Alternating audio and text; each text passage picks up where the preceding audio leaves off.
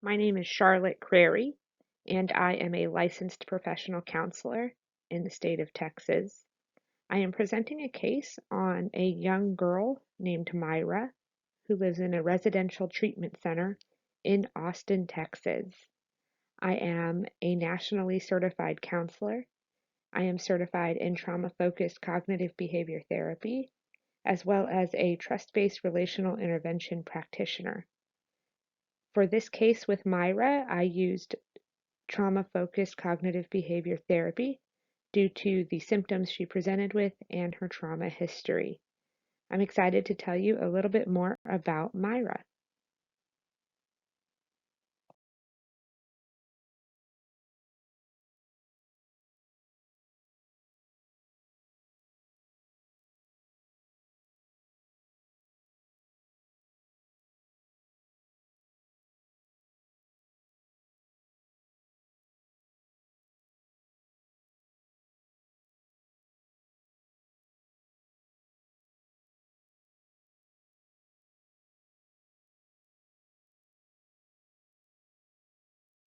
I met Myra at a residential treatment center in Austin, Texas, where she had been placed after being discharged from her foster home for self-injurious and suicidal behaviors.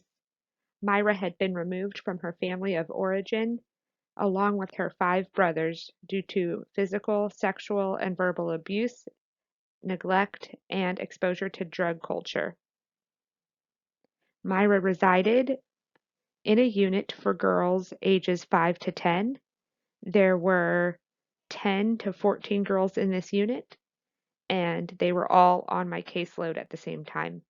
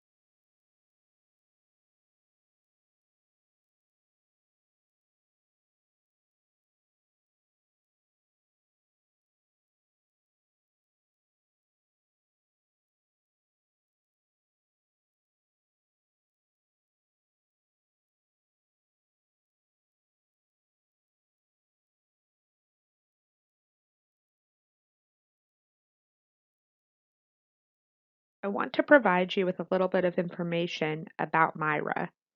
She is 7 years old, a Hispanic female. Myra has five biological brothers. She has two older brothers and three younger brothers. Her two youngest brothers are twins who are 1 year old, and she calls them my babies. She loves her twin brothers and misses them greatly.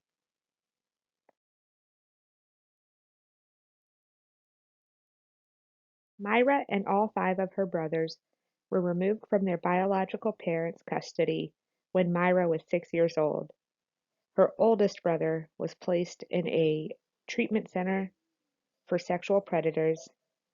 Her two other brothers were placed with her in a foster family, and her baby twin brothers were placed in a foster to adopt family and eventually adopted by this family. Her two youngest brothers don't remember living with any other family.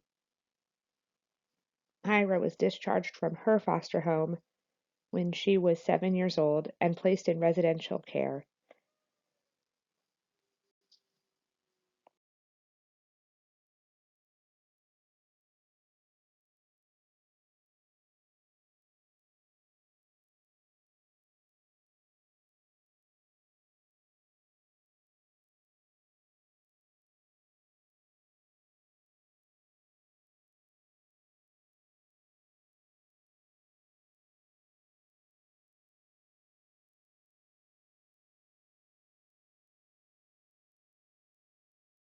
Myra and her brothers experienced a lot of physical, verbal, and emotional abuse by their parents.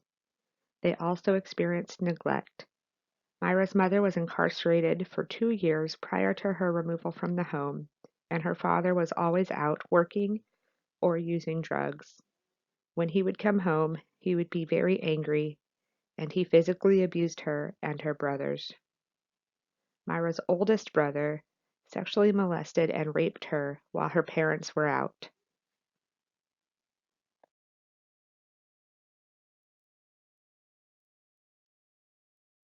Myra was sexually molested and raped multiple times by her 13-year-old brother while her parents were away.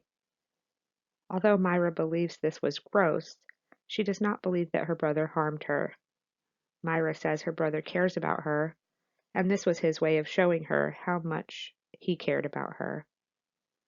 Myra can talk about what happened with her brother and provide a timeline of events, but she avoids connecting any emotion to what happened. She does not like to talk about the sexual abuse she experienced and will oftentimes attempt to change the subject, ignore the questions, or walk away.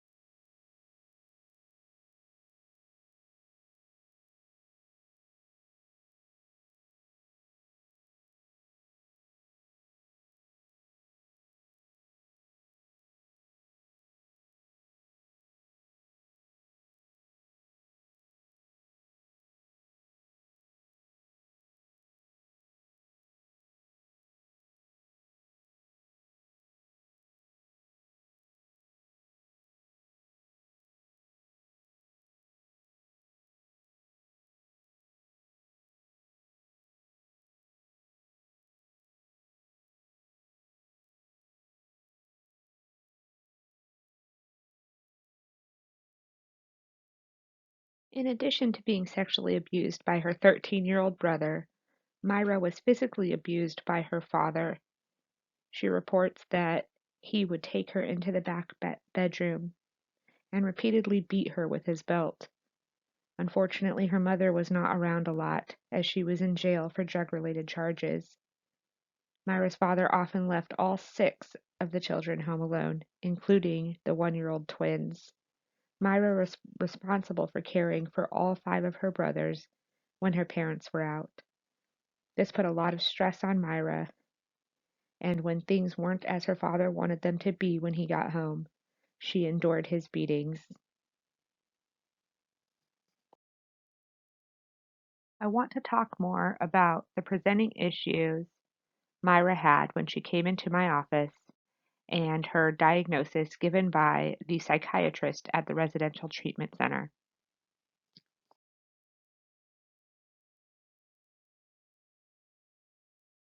When Myra arrived at the residential treatment center, she had just been discharged from the Children's Psychiatric Hospital. She was placed there because her foster parents reported that she had attempted to kill herself. Myra denies this allegation and says she did not try to hurt herself. However, at the residential treatment center, Myra was often physically aggressive with her peers and with the staff. She stole items from peers and staff as well as from the children at school. She often tried to hurt herself, especially when she was not receiving attention and saw another child receiving attention. She would threaten to kill herself, attempt to run away, and avoid any tasks that she didn't want to do, such as vacuuming, dusting, homework, any type of chores. When she was triggered or upset, Myra would also have episodes of dissociation.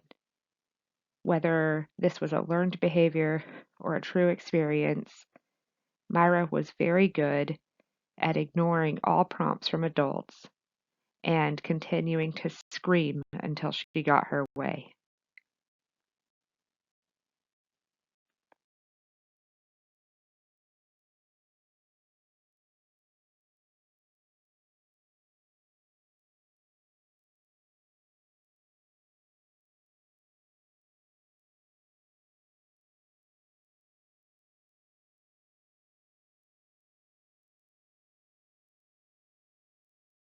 The psychiatrist assigned to Myra's case at the residential treatment center gave Myra a primary diagnosis of post-traumatic stress disorder due to the trauma that she had endured at home. He gave her a secondary diagnosis of oppositional defiant disorder due to the incredible oppositional nature of her behaviors.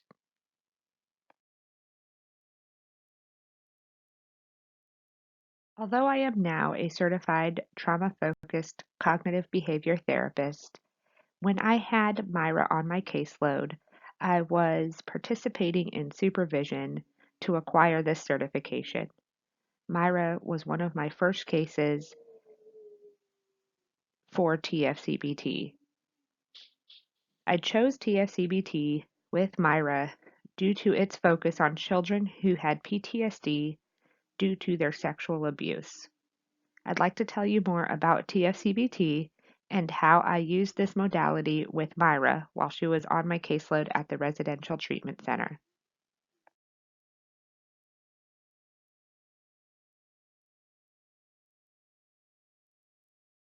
Trauma-focused cognitive behavior therapy, or TF-CBT, was originally developed by Dr. Judith Cohen, who was a pediatrician and recognized that children who would come in having endured trauma would be treated for their physical symptoms, but would not be given anyone to talk to about what had happened.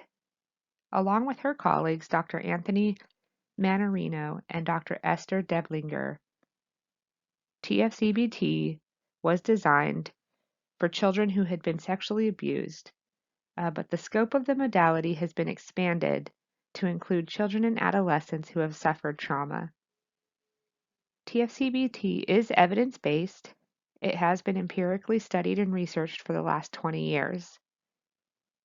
It has been tested in 18 randomized trials and is one of the most rigorously tested treatment for trauma in children. TF-CBT has been proven to improve symptoms of PTSD, depression, anxiety, trust, fear, shame, and social competence, in addition to alleviating parental distress related to the child's trauma symptoms. This is due to the conjoint sessions that are a part of TF-CBT.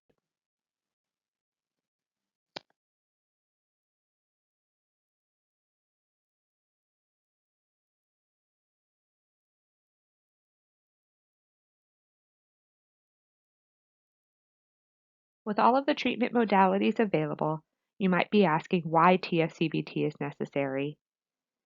TF-CBT is necessary because childhood trauma is one of the main risk factors for adult mental health issues and social deficits.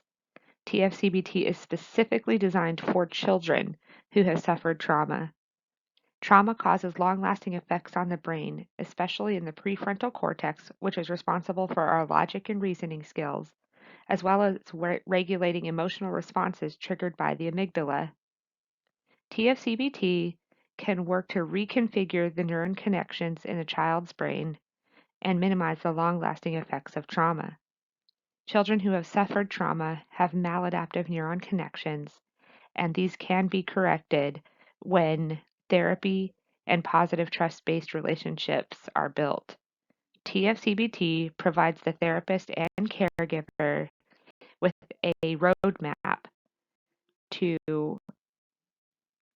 reconnect these neuron connections for the child.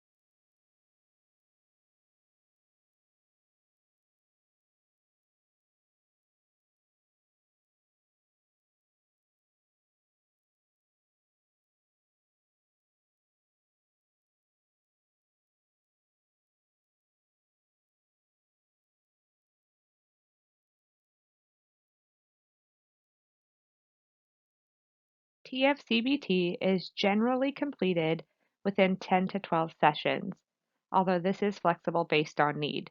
In Myra's case, we needed a lot more than 12 sessions because she struggled to learn the coping skills and relaxation methods needed to progress to the trauma narration portion of therapy. The therapist will conduct conjoint sessions throughout treatment with a parent or caregiver to provide psychoeducation on trauma and the process of TF-CBT. The child-specific sessions focus on things like coping skills, relaxation, deep breathing, emotional regulation, and eventually processing the trauma, in vivo exposure, and safety planning. The parent-specific sessions focus on psychoeducation, safety planning, whether or not treatment is appropriate and at what stages, and parenting skills. A primary caregiver must participate in the parent-specific sessions. In Myra's case, this was difficult because she was at a residential treatment center without a consistent primary caregiver. If the parent is the perpetrator, they are not allowed to participate in the parent-specific sessions. We will talk more about how to choose a caregiver as we go on.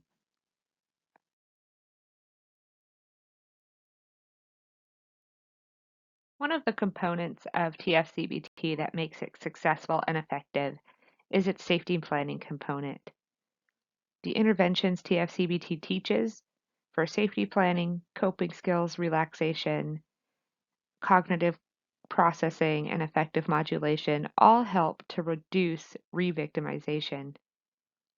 A combination of individual and group-based TF-CBT can increase the effectiveness of TF-CBT.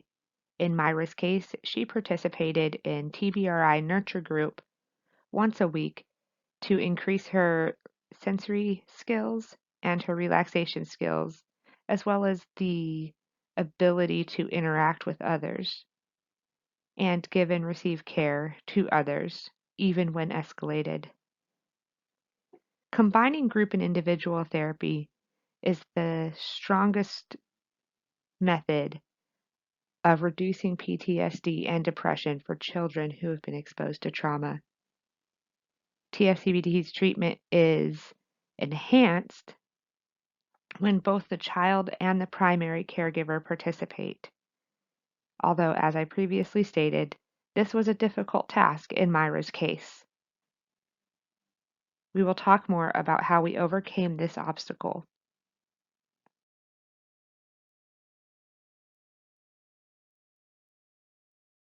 Let's talk about some strengths of TF-CBT.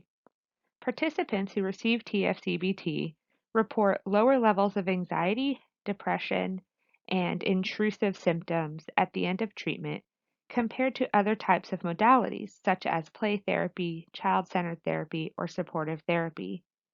There have been 11 empirical studies to show that symptoms are reduced at a greater rate with TF-CBT compared to these other modalities. TF-CBT has also been adapted into many different types of forms in order to make it an appealing modality to use with youth. Some of these forms include game-assisted TF-CBT, where the child participates in a game-like environment on the computer, as well as different variations of the trauma narrative to be consistent with what the child is interested in.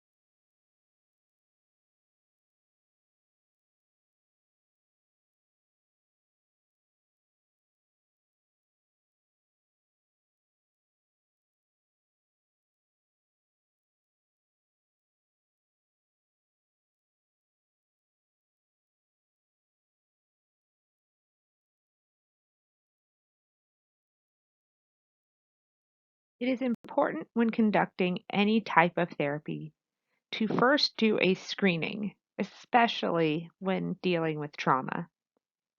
The screening tools help identify the existence and nature of trauma.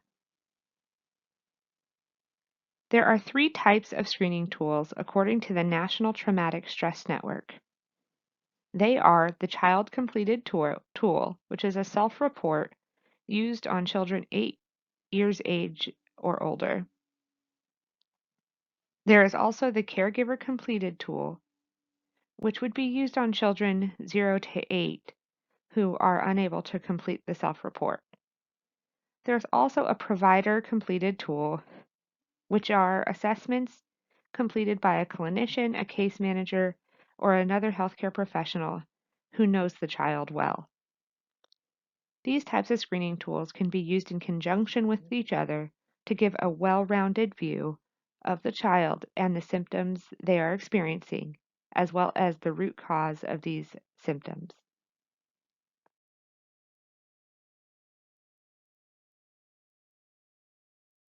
Once the therapist has determined that trauma has occurred and symptoms are presenting, they can move from the screening tool to a full trauma assessment. There are different types of assessment models that can be used.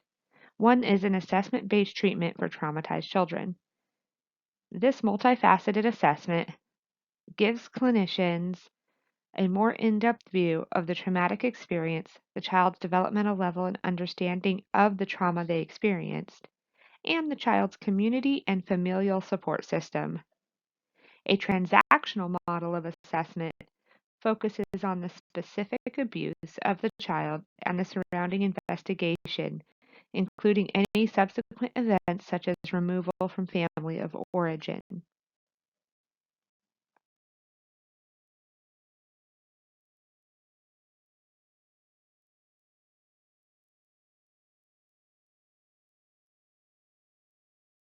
Myra was assessed for trauma using two transaction model assessments. The first one that I used to assess her was the UCLA PTSD Child and Adolescent Reaction Index. This consists of three sections: the Children's Index, the Adolescent's Index, and the Parent's Index. This index assesses the child's full trauma history and severity of symptoms. Due to the nature of Myra's situation, we were only able to complete the Children's Index, as her parents were not available to participate. Based on her responses to the UCLA PTSD Reaction Index, she did qualify as having experienced trauma and having a diagnosis of PTSD. The second assessment that was used with Myra was the CANS, or the Child and Adolescent Needs and Strengths Assessment. This assessment is required by the state of Texas for all children in CPS custody. In order to administer this assessment, you have to be certified through the state after undergoing training. The CANS allows a clinician to gather information on a range of domains relevant to the developmental and functioning level of the child, the traumatic experience, and the symptoms, as well as the child's support system.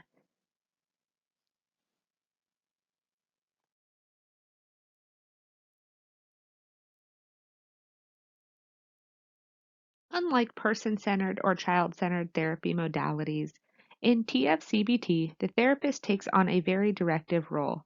Sessions are guided by the therapist to follow the modality. However, flexibility must be included in order for the therapist to meet the needs of the child.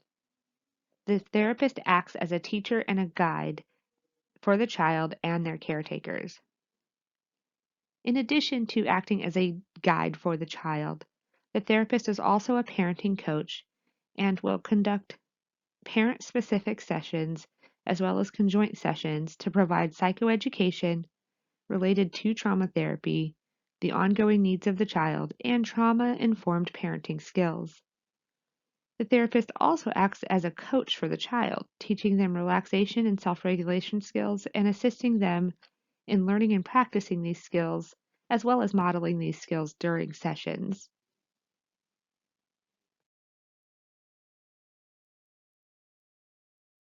The child has the hardest role of all in TF-CBT, as they are a student, learning the skills that they need to process through their traumatic experience. The child should be developmentally able to participate in the activities required in TF-CBT. Oftentimes, children younger than 5 struggle to understand all the activities required in TF-CBT and are unable to participate in this modality. The child should be experiencing behavioral, emotional, and psychological symptoms related to their trauma in order to undergo TF-CBT. Children who are not experiencing these intrusive or maladaptive symptoms would not need to participate in TF-CBT. The child should also be willing and ready to participate. If they have demonstrated the willingness and ability to use their coping skills and regulation techniques, and if the child can verbalize their feelings and show a decrease in aggression and self-injurious behaviors as their knowledge and ability to use their self-regulation skills increases, then you can continue with TF-CBT. The therapist would want to make sure that the child is absolutely ready, able, and willing to use their coping skills when triggered before proceeding to any type of trauma narration or processing.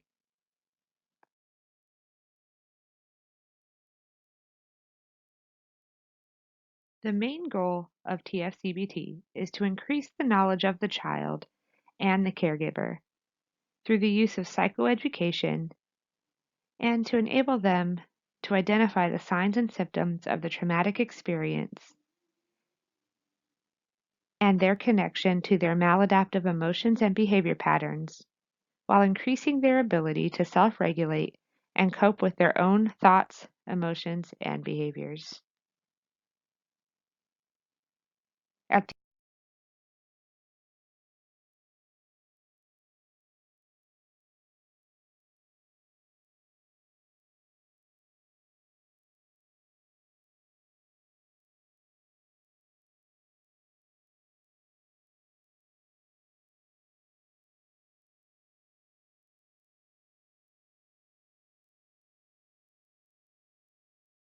Now that we have a little background information on TF-CBT, let's talk about the treatment components and how I use them with Myra to help her through some pretty traumatic experiences.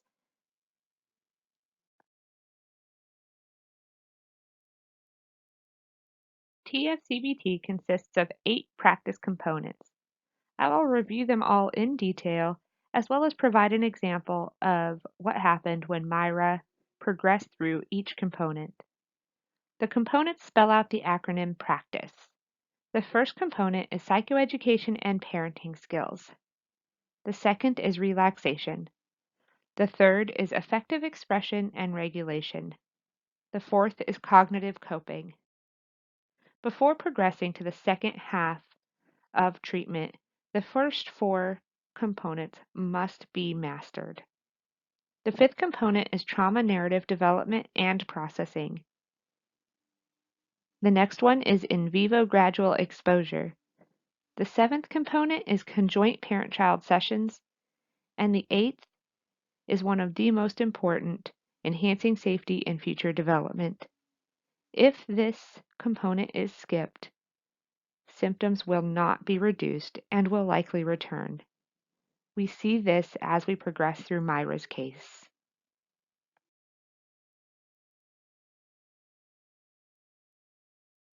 The first practice component of TF-CBT is psychoeducation and parenting skills. These skills are taught in parent-only sessions or conjoint child-parent sessions. The goal of psychoeducation is to support accurate cognitions and normalize the child's responses to their traumatic experience. We also want to provide information about common behavioral and emotional reactions to trauma, especially if the parents have never experienced trauma themselves and don't know much about trauma-informed care. Providing coaching and trauma-informed parenting skills, as well as information on the TF-CBT process and what to expect during therapy, is vitally important. These conjoint sessions will also be used to develop safety plans with the parents and the children to minimize any reoccurrence of future trauma or injury resulting from aggressive or self-injurious symptoms.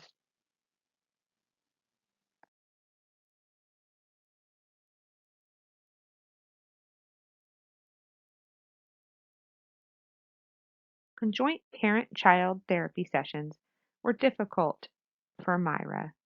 Myra did not have a consistent adult caregiver or parent during treatment. In the beginning of TF-CBT, Myra chose a trusted staff member to participate in therapy with her. The staff member came to all of the joint parent-child sessions.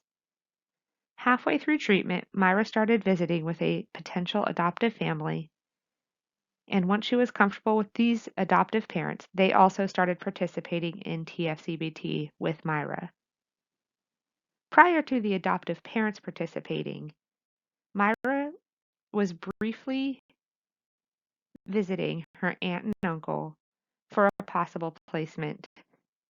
However, they refused to participate in TF-CBT with Myra, and eventually this placement fell through.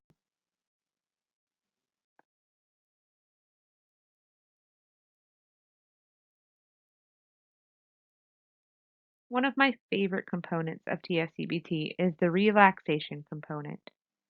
This is also often the child's favorite component as well, because we get to do a lot of fun activities.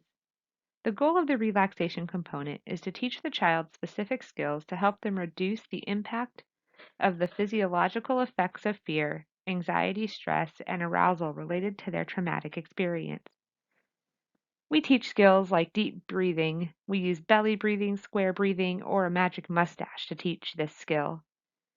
One of my favorite books is called The Angry Octopus, and we use this book to teach progressive muscle relaxation. Guided imagery and the creation of a safe place in their head and in their imagination is also a fun way to help them learn to relax when they start to remember their trauma. We work on mindfulness and meditation, as well as other calming activities such as listening to music, writing in a journal, or prayer. Although TF-CBT is supposed to take place over 10 to 12 sessions, Myra probably spent at least 10 to 12 sessions in the relaxation phase alone. She loved learning relaxation techniques such as deep breathing, square breathing, as well as progressive muscle relaxation. We read through The Angry Octopus, and she learned this technique and mastered it. Unfortunately, she demonstrated proficiency with these skills in my office, but she struggled to use these skills when she was at school or on her unit with other girls.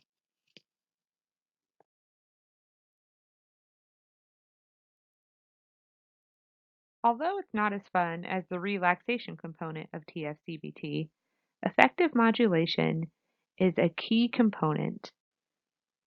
The goal of effective modulation is to help children learn to identify the physiological feelings associated with their thoughts and emotions in order to label, express, and process them. The therapist's role is to help the child increase awareness of their maladaptive emotions and their physiological reactions to these emotions, to help them learn and practice positive ways to express an array of emotions, and increase their knowledge and use of coping skills. We want the child to learn how to minimize their maladaptive behaviors, such as verbal aggression, physical aggression, or self-injurious behaviors that are associated with the negative emotions that arise due to their traumatic experiences.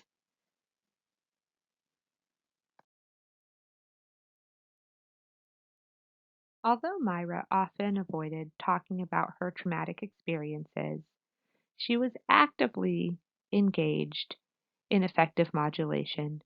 She is very intelligent and she enjoyed participating in any of the therapy activities where she did not have to directly talk about her trauma. This avoidance gave us time to build a trusting relationship while also working on some skills that Myra lacked before she started talking about her trauma with me. She liked coloring and completing worksheets, so we used a worksheet with an outline of a body and different colors so she could tell me how her body feels when she experiences different emotions. This helps her learn about the cognitive triangle and how her emotions affect the physical sensations she feels in her body.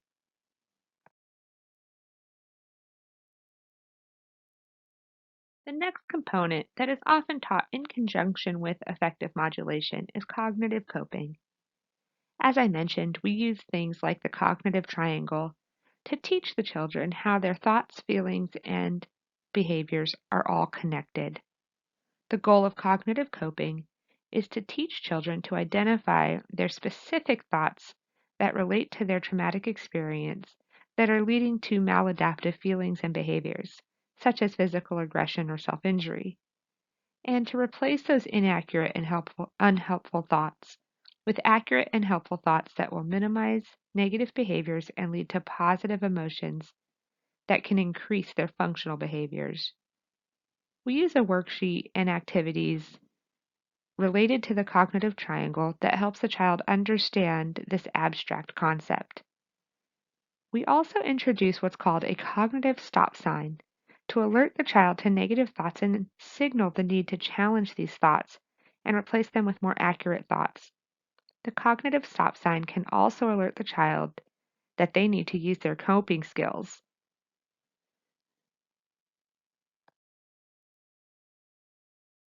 Because Myra is very intelligent, she understood the cognitive triangle very quickly. However, she also understood how to manipulate the situation as well as the symptoms she had been experiencing due to her trauma to get what she wanted. We introduced the cognitive stop sign with Myra to signal to her that she needed to use her coping skills and relaxation techniques when not in my office. Myra chose to use a chicken nugget as her cognitive stop sign. I often let the children choose an image or a phrase that would make them laugh, something that will stop the string of anger that they have started as these emotions well up in their systems. Myra created a chicken nugget visual that she could give to the staff or her caregiver when she was feeling escalated but was having a hard time using her words. The staff could also say chicken nugget to Myra to indicate to her that she was getting escalated and that she should probably use her coping skills. When Myra would hear the staff say chicken nugget, she'd start to giggle, and that would immediately reduce the anger she was feeling. It would stop that process, that avalanche of anger that she was having trouble stopping previously. Oftentimes she would giggle, sit down with the staff, and calmly talk about what was bothering her, rather than proceed to hurt herself or others, or to start stealing from her friends, or attempting to run away.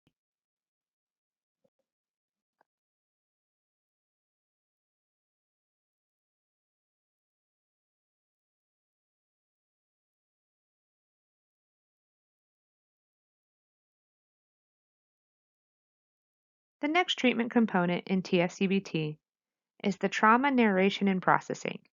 The goal of the trauma narrative is to help the child process through the traumatic experience rather than to avoid the negative thoughts and feelings associated with the experience, to reduce the intensity of negative emotions associated with the experience, and to incorporate the experience into their histories to enable them to move on in a functional manner. The therapist must explain the rationale of the trauma narrative to the child and the parent before proceeding. The child will create their trauma narrative over the course of several sessions through an activity of their choice. They could write a book or a story. They could make a poster, write a song or a poem, anything that the child wants to use to process their trauma.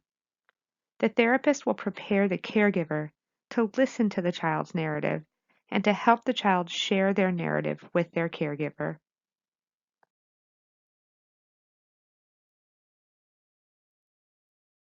In Myra's case, we had a lot of false starts with the trauma narrative. Myra started a trauma narrative related to her sexual abuse with her brother. However, during treatment, Myra experienced a lot of additional trauma which caused us to have to stop the trauma narrative and go back to the relaxation and effective modulating components of TF-CBT.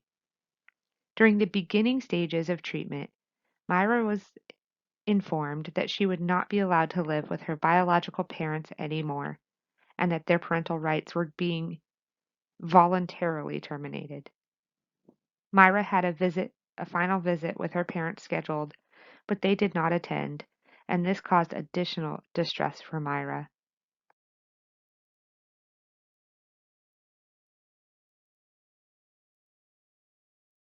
After Myra's biological parental rights were terminated, she and her two brothers were introduced to their biological paternal uncle and his family for possible placement. Myra and her brothers participated in visitation with her aunt and uncle, but these visits were unsuccessful for Myra. The aunt and uncle only wanted to adopt her brothers and did not like her. The aunt and uncle were abusive to her on these visits. Myra experienced additional trauma and an increase in her maladaptive behaviors associated with this rejection, including an increase in physical aggression to others, dissociation, stealing, destructive behaviors, and running away from school, as well as attempting to run away from the treatment center multiple times. Myra had once again been rejected and abandoned.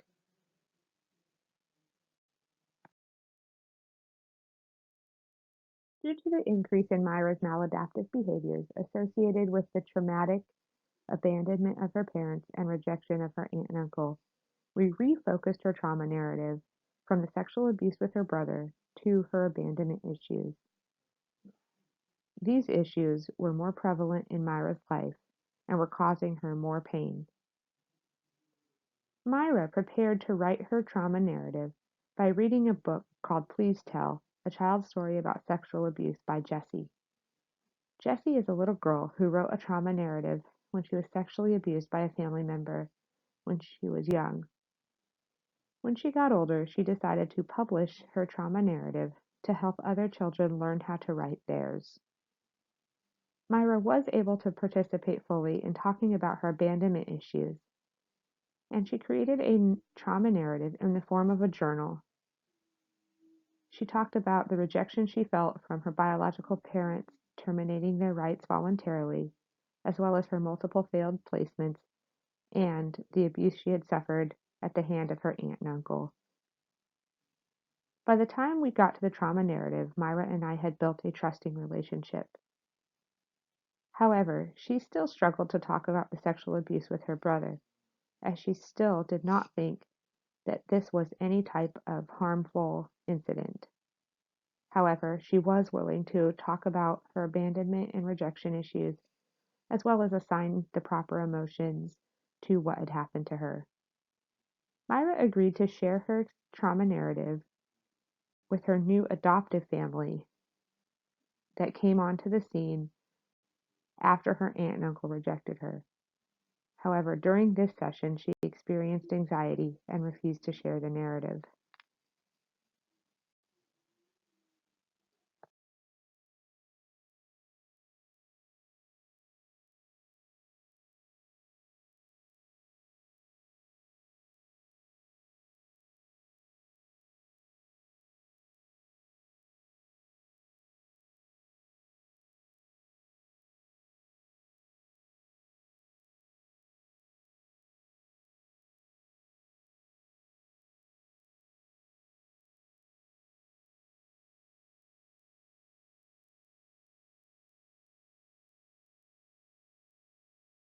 Although Myra was incredibly excited that a new adoptive family had emerged and was interested in adopting her, she was still very hesitant to build a relationship with them because of what had just happened with her aunt and uncle.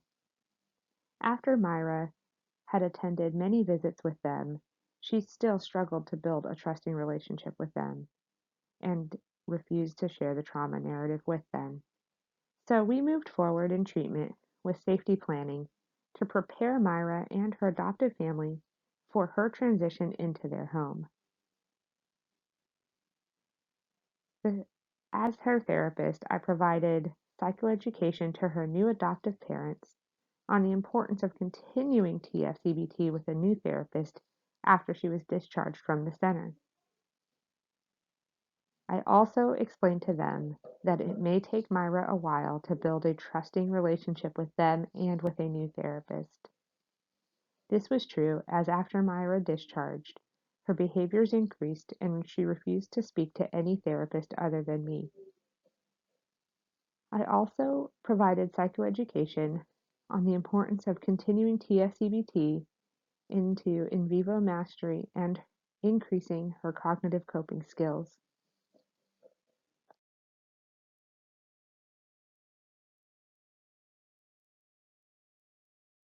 Although we technically did not get to the practice component of in vivo mastery, throughout our time doing TF-CBT, Myra had many chances to practice her coping skills and to process her abandonment issues as she was continuously experiencing rejection and abandonment from her caregivers. This is not ideal when conducting TF-CBT, and we took many breaks and returned to the relaxation and affective modulation components of TF-CBT when we needed to.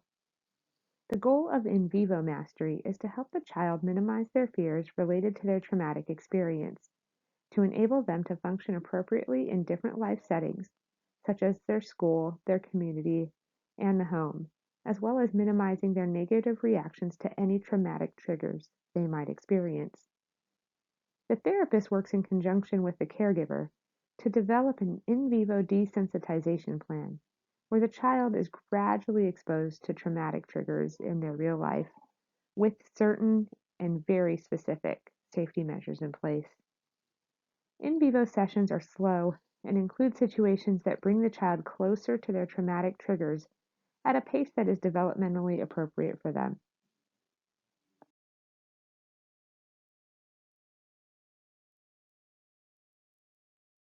Due to Myra's upcoming discharge and her hesitancy and refusal to share her trauma narrative with her new adoptive parents, we skipped over the in vivo mastery portion of TF-CBT and focused on safety planning and future development in order to ensure a successful transition to her new adoptive home.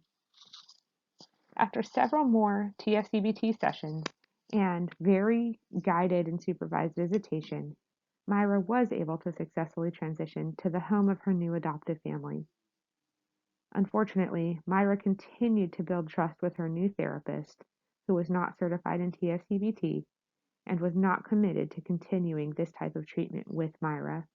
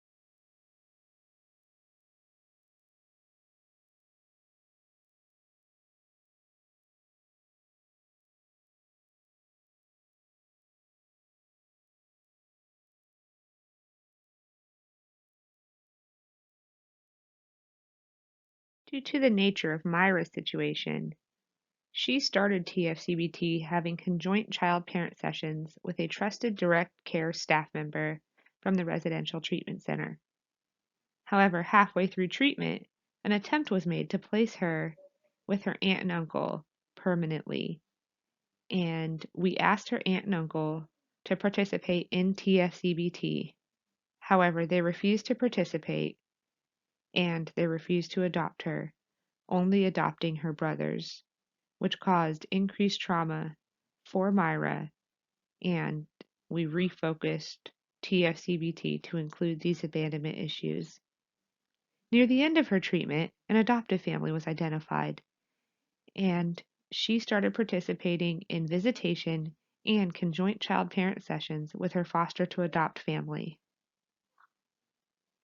Although this ended with her possible adoptive family participating in conjoint sessions, ideally the same caregiver would participate throughout the course of treatment, but with children in foster care, this is often difficult to achieve.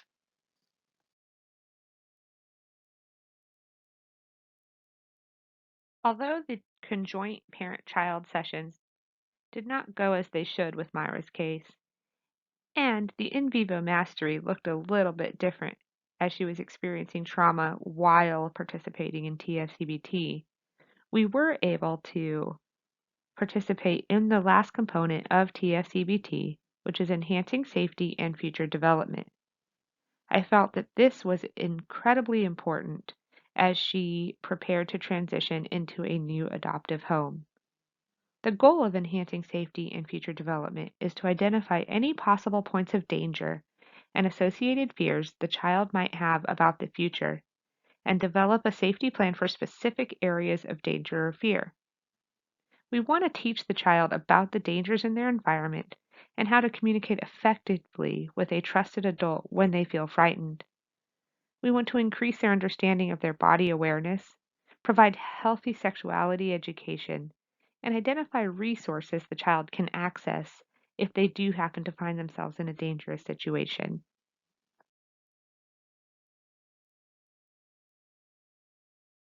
Enhancing safety and safety planning was difficult, as Myra experienced an increase in her maladaptive behaviors near the end of the TF-CBT treatment.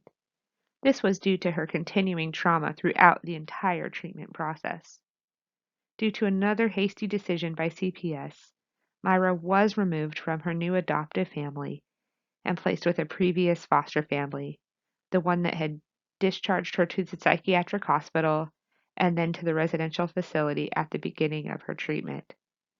After a week with her previous foster family, Myra was hospitalized for the fourth time, and she still does not have a permanent placement or the ability to continue with a TF-CBT certified therapist.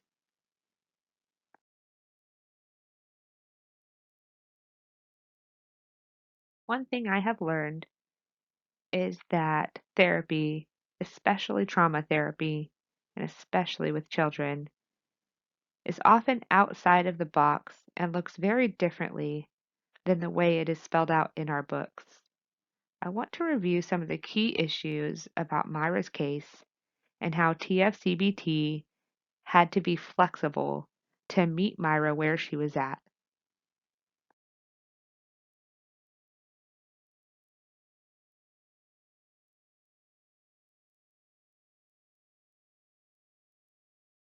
I want to review some of the goals of TF-CBT as well as some issues with the modality before we process what happened with Myra's case.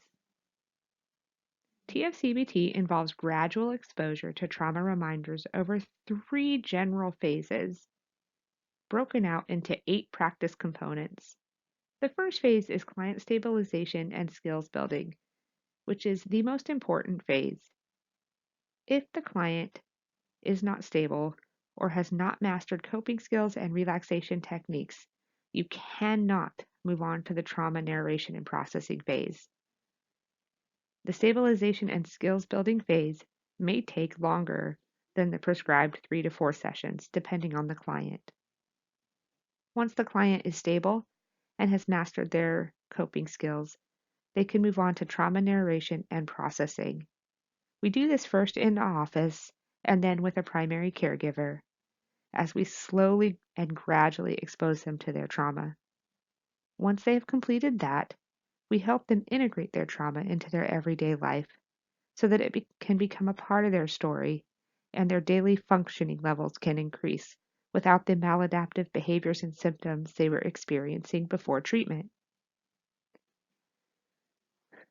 Interpersonal trauma exposure can make the treatment of adolescent depression more complicated.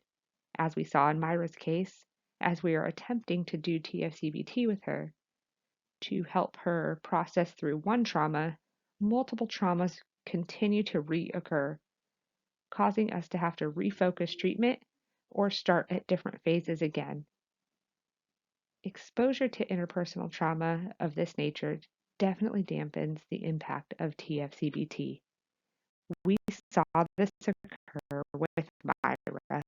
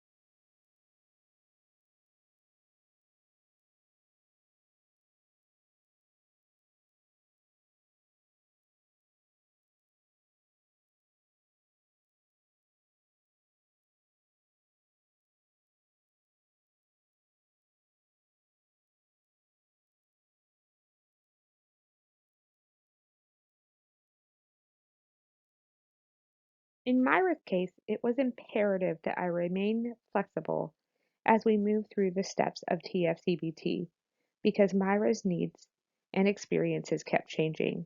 Traumatic issues kept emerging as she experienced the loss of her biological parents, the abandonment and rejection of her biological aunt and uncle. She watched her brothers get adopted, all four of them. She was cut off from her oldest brother completely, and she transitioned into a new adoptive family, only to be discharged from that family, placed back with the foster family who originally did not want her, and once again placed into a psychiatric hospital. The lack of a permanent and consistent caregiver throughout treatment was a huge barrier for the successful implementation of TF-CBT with Myra.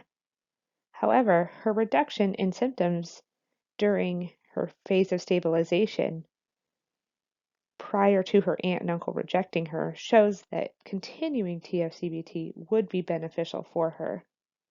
Myra expressed wanting to continue TF-CBT with me.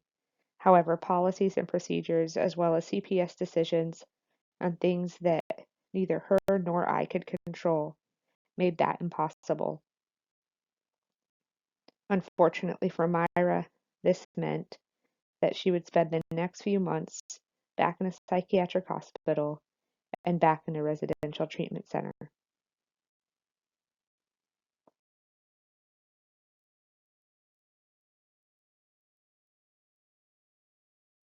This concludes my presentation on Myra and the use of TF-CBT to help her process through multiple traumatic experiences she had prior to treatment, as well as experiences she continued to have during the process of treatment. The sources listed on this page were used to provide an overview of TF-CBT. All of the information regarding Myra came from my own personal therapy notes and experience with her over the course of 2 years. Thank you for listening, and I hope you learned a little bit more about trauma-focused cognitive behavior therapy and how it can be beneficial to use with children who have suffered trauma.